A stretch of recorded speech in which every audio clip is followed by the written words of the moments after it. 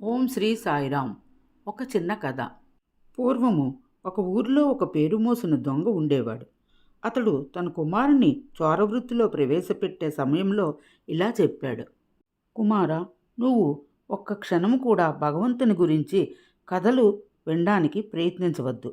నీవు నీ వృత్తిలో ఈ పైకి రావాలనుకుంటే పురాణాలను చదివే చోటికి, భాగవతం పఠించే చోటికి ఎప్పుడూ వెళ్ళొద్దు అని హెచ్చరించాడు. కొడుకు తండ్రి సలహాలను పాటించాడు. అంతులేని దొంగతనాలు చేసి సంపాదించాడు.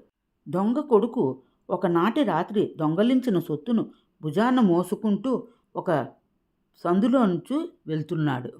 చీకట్లో కాలికి గాజు పెంకు గుచ్చుకుంది. దాన్ని కాలు నుంచి తీసివేయటానికి, కాలు నుంచి కారుతున్న నెత్తిని ఆపటానికి కొంతసేపు ఆగవలసి వచ్చింది. ఆ ప్రక్క ఇంట్లో ఒక పండితుడు భాగవతం చదివి అక్కడ చేరిన వారికి అర్థం చెబుతున్నాడు. ముందునికి ఒక ఆకారం లేదు, కాళ్ళు చేతులు లేవు, అన్ని రూపాల్లోనూ నిండి ఉంటాడు.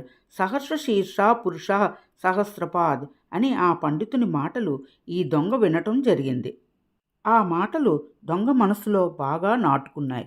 కొన్ని రోజులు గడిచిన తరువాత ఈ దొంగల ముఠాను పట్టుకోవడానికి పోలీసులు మారువేషంలు వేసుకుని ఆ ఊరు వచ్చారు.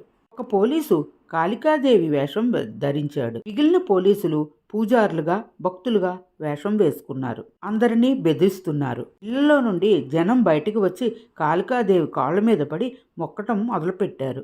అందరూ ఈ వేషగాళ్ళు చెప్పినట్టు చేయడం ప్రారంభించారు. ఇంతలో భాగవతం విన్న దొంగ వచ్చి ఏమాత్రమూ బెదరక, జంకక కాళికాదేవి వద్దకు వెళ్ళి వేషం తీసివేసి వాళ్ళ నాటకం బయటపెట్టాడు. ముఠా వాళ్ళకి ధైర్యం చెప్పాడు.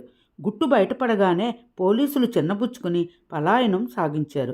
అప్పుడు ఆ దొంగ 2 నిమిషాలు భాగవతం వింటేనే ఇంత ఫలితం కలిగింది. కాలమంతా భగవంతుని మహిమలు వినటానికి వినియోగిస్తే నేను దేన్నైనా సాధించగలను అని అనుకుని దొంగతనం మానివేసి పరమ భక్తుడిగా మారాడు. జీవితంలో దైవాన్ని గురించి వినడం వలన ఒక వ్యక్తిలో నూతన పరిణామం కలగవచ్చు. విషయ ప్రపంచం పట్ల విరక్తి కలగవచ్చు. ఎప్పుడూ దైవాన్ని ప్రార్థిస్తూ దైవం గురించి చింతన చేయుటే ప్రధానము. జై సాయిరాం.